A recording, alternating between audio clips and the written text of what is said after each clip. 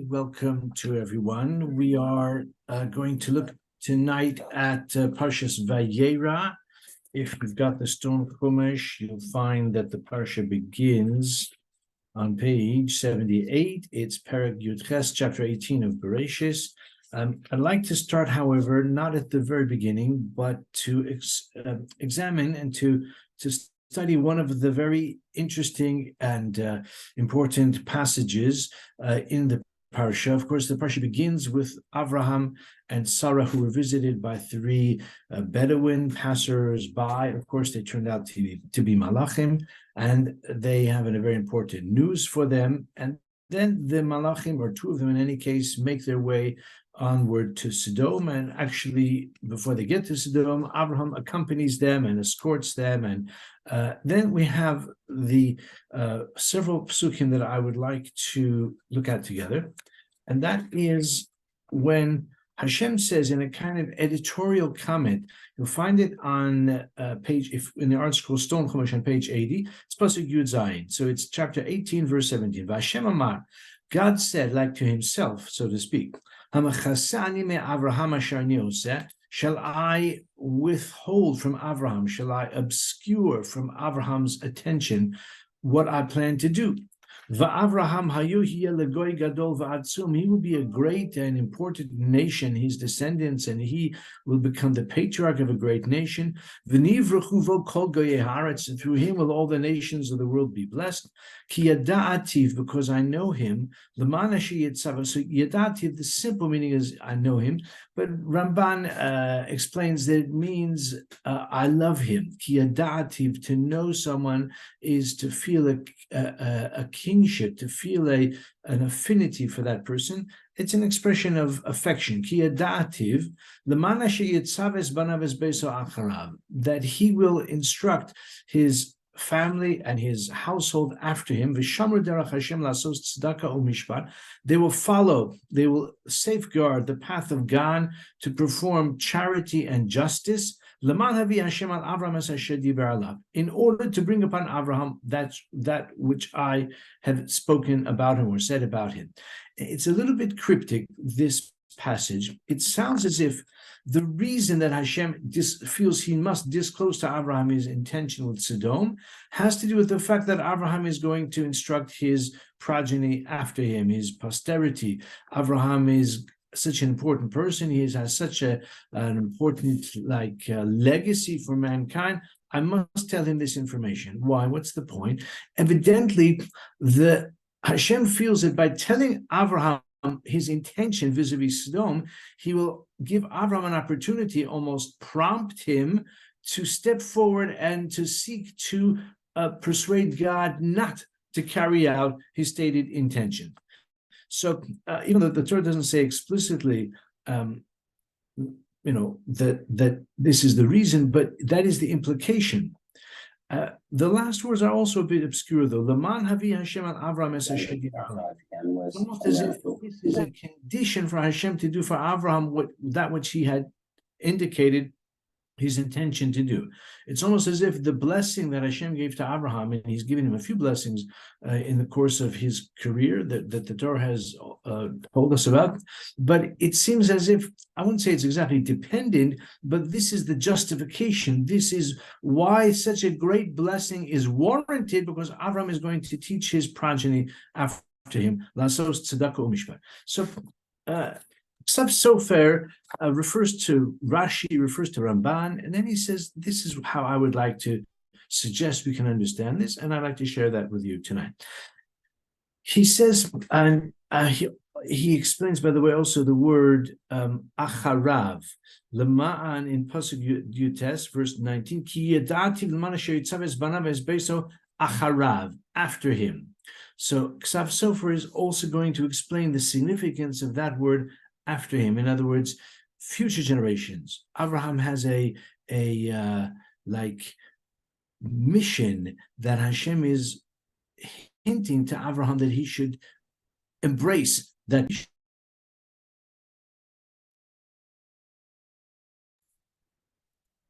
Yeah, can you hear me?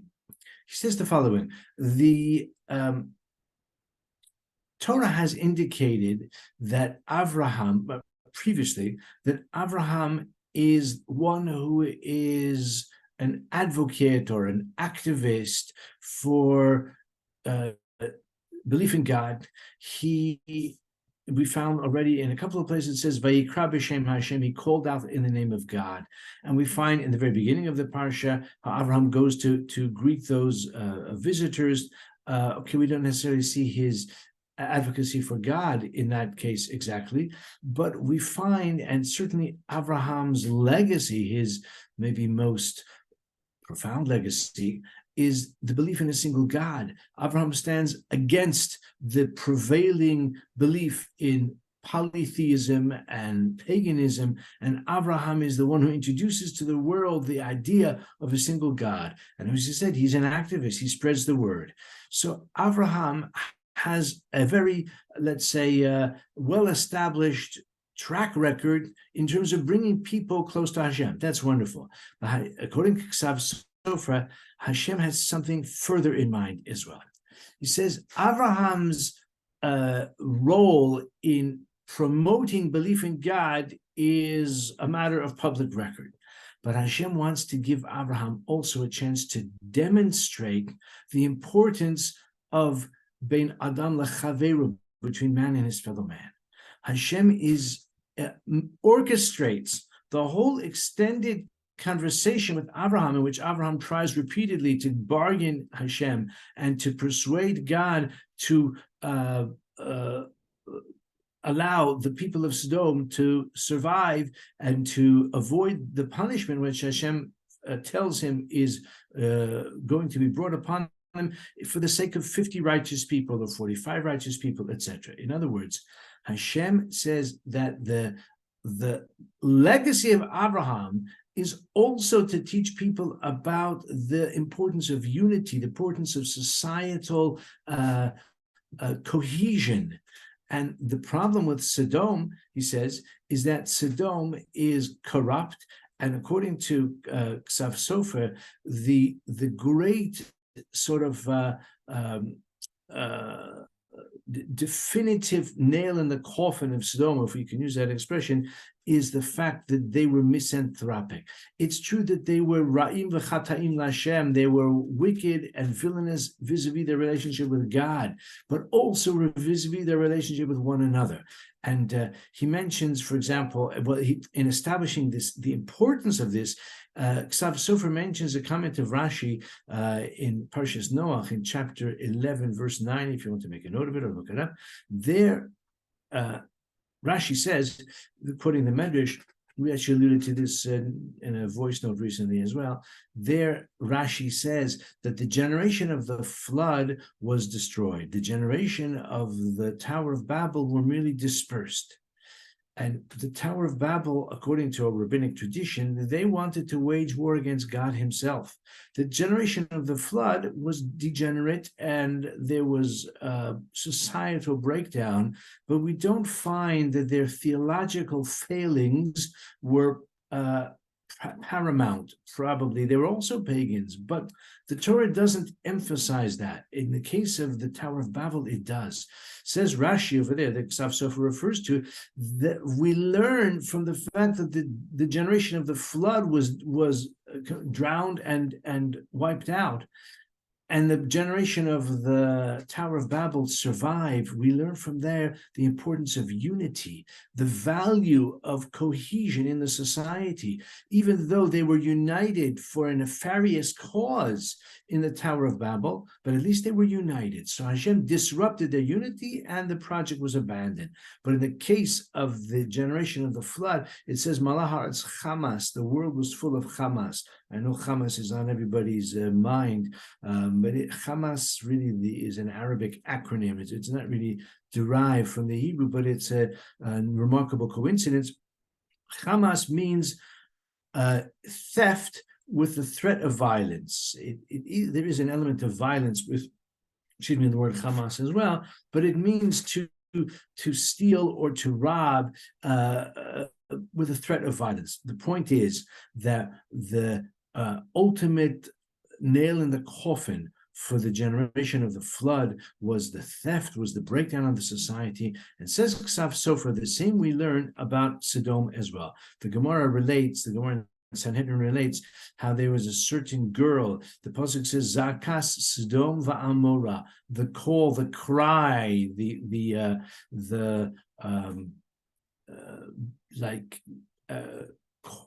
injustice that the cry that went up from Sodom. Hashem says, this has sealed their fate. So the Gemara says there was a certain girl, a certain young girl, who on one occasion was found to be giving bread to a poor person, which was against the conventions of Sodom, and she was, they put honey on her. Ruthie likes to tell this Gemara all the time because it's part of the Sodom, of the Melech Sodom, the salt of Sodom. Anyway, the bees came and they stunk her to death. It was a horrible death, and she was put to death because she did an act of kindness. This is like the profound, the acute degeneracy and misanthropy of Sodom. Ksav Sofer's point is that that's what Sodom represents. And nevertheless, Avraham still pleaded on behalf of the people of Sodom. In the end, his efforts were futile because the people of Sodom were so far gone, let's say. So they deserved to be destroyed, and so they were. Nevertheless, Hashem wanted to prompt Avraham to have an opportunity to demonstrate the concern for his fellow man, even the wicked and sinful people of Sodom. He says, Ki Yada'ati, as we said earlier, is an expression of affection. Hashem has affection for Avraham, but Avraham is himself the Baal Chesed. Avraham is the one who loves his fellow man. I just want to share a further thought of my own, reflecting on contemporary events. The Muslims, or the Arabs, are descended from Avraham, and according to our tradition, lahavdil, their tradition as well, Islam reflects the Abrahamic teachings. And to a certain degree, I think it is certainly true that Islam is much closer to Judaism theologically than many other religions, and particularly closer than Christianity. Theologically, Islam is a big step forward, and it represents, let's say, it embodies or reflects many of the teachings of the Torah. Many of them are distorted, and again, there are certainly areas in which there are significant differences. But at the fundamental level of belief in one God and a strict monotheism, etc., the shunning of all icons, which the Christianity does not go nearly that far. These are ideas which derive from Judaism. So in a certain sense, the Islamic society is, let's say, admirable in terms of the theology. But again, I don't mean to cast all Muslims in the same brush. It would be, wrong and I'm sure inaccurate to do that. But certainly the Hamas rule in Gaza, besides the fact that they acted towards Jews with the utmost bestiality, cruelty, and complete lack of any shred of human dignity, but even their own people are similarly oppressed. The hatred that characterizes Hamas, and again, I don't want to say the Islamic world at large, although we've certainly seen a lot of it in the streets of London and many, many other places, almost everywhere, I suppose, in the world where there are Muslims. We've seen an outpouring of hatred towards Israel, and fortunately, they have a lot of hangers-on in that regard as well. But I don't want to dwell on contemporary events pointlessly. What I just want to say is that although theologically Islam is much closer to Judaism, but they are lacking, but the hatred, let's say, that has been on display certainly reflects the failure to appreciate or to follow the example of Avraham Avinu, in which he has the philanthropy and the love of his fellow man, even on behalf of those who are sinful. Ultimately, of course, Sodom was destroyed, and I would like to express the hope that Hamas meets a similar fate. Okay, so that's the first thing that we've seen, that in this way he explains it. There is a cause and effect. In other words, Hashem reveals to Avraham his intention because he knows he will teach his progeny about tzedakah u'mishpat, about the importance of regulating the society in a decent, caring, and compassionate manner, in addition to the theological accomplishments that Avraham has already, to his credit. So this is what Ksav Sofer says about that passage, and I'd like to share with you what he says further about that same expression, the same psukim in pasuk. Which one is it? Laman hevi al Hashem al Avraham. Yeah, in pasuk Yutes. Laman havi Hashem al Avraham es asher diber alav. The last words in verse 19. Just want to make a correction here. So Rashi says something which gives rise to a compelling question. Rashi says in pasuk Yutes, "Leman havi kach hu mitzaveh levanav." That's what he instructs his children, Leman havi, so that Hashem will bring upon Avraham the blessings and the promise. Shimru derech Hashem kedei shavi Hashem al Avraham. Keep the path of God so that Hashem will bring upon Avraham those benefits. Says Ksav Sofer, a very compelling question. Does this mean or imply that Avraham serves God al manas lekabel pras? That the whole avoda of Avraham is with the expectation or for the objective of receiving reward? We know that Mishnah says in Pirkei Avos that a person should not serve Hashem with the same attitude that an employee does work on behalf of his employer, which is in the expectation of a salary. The Mishnah says, but rather a person should serve Hashem without the expectation of reward. Yes, the reward will come, but that's not the motivation.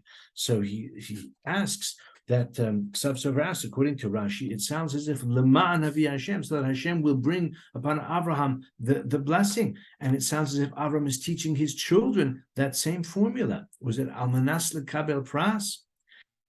So he says like this, he says, surely Avraham himself, he served Hashem just because this is the divine will.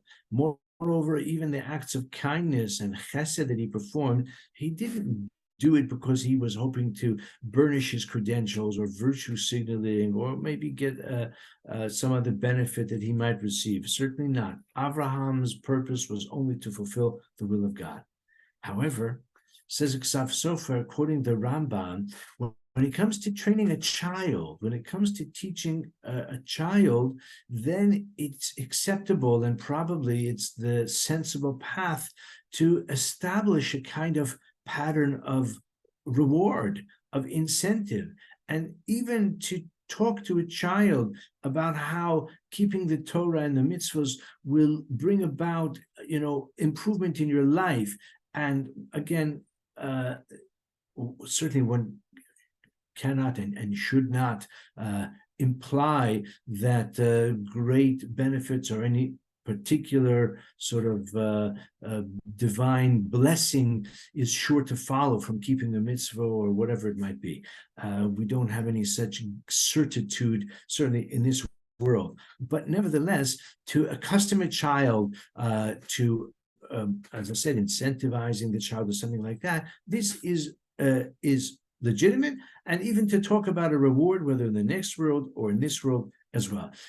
In teaching a child, and it's not only a child, it's true for adults as well, words of encouragement, words of inspiration, words of positivity. So he says this is what Rashi means, and this is what the Torah means. And it says, Laman Asher Leman Havi Hashem al Avraham. Hashem knows that Avraham is going to teach his children about the just and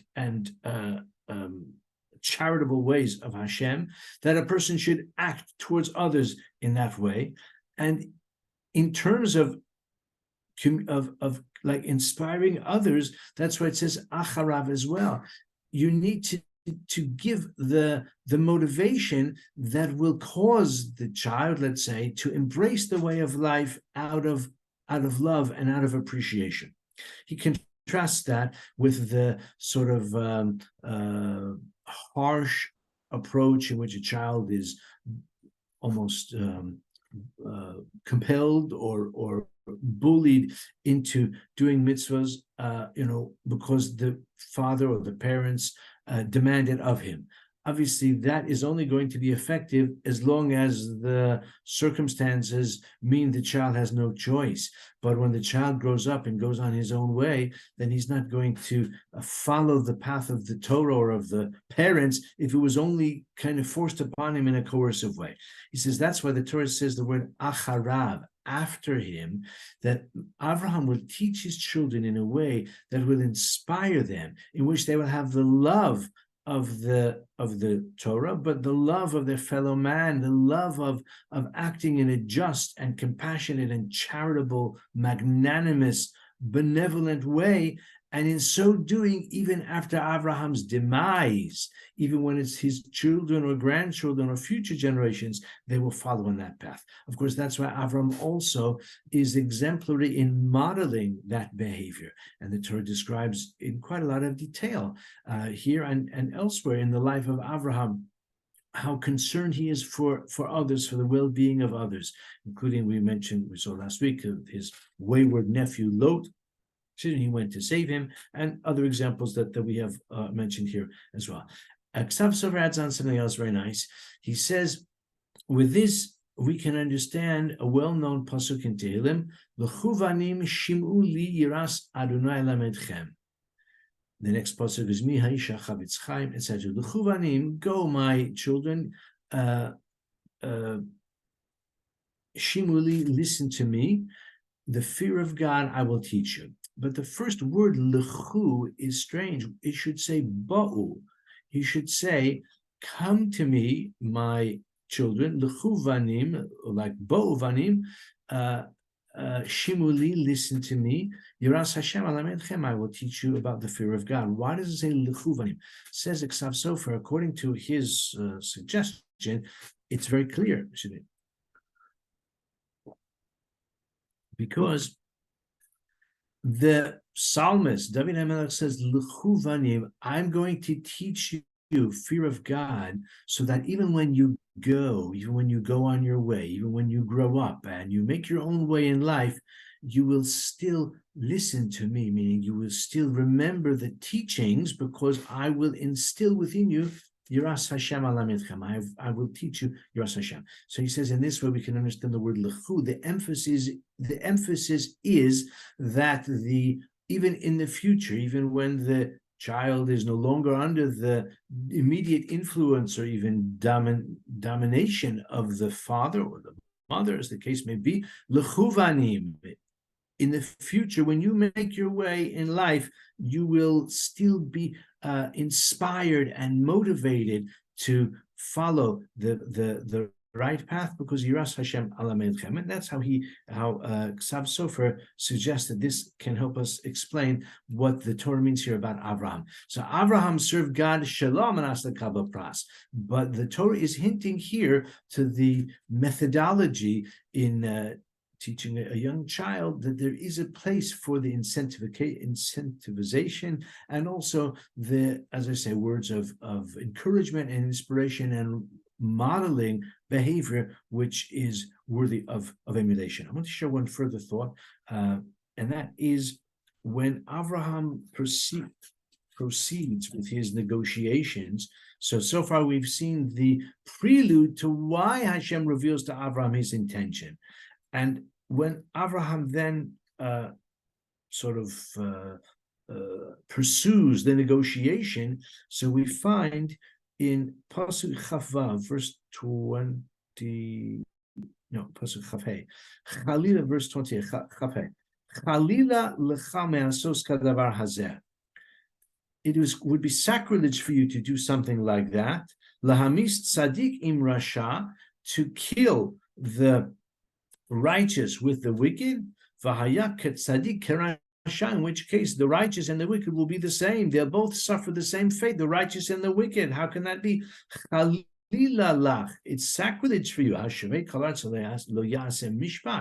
Will the judge of all the world not act justly? It's one of the famous verses, I think in all the Torah, very, very stirring challenge. Hashavei kol haaretz lo ya'aseh mishpat. But Sofer explains the first words as well, Chalila lecha, and he asks that.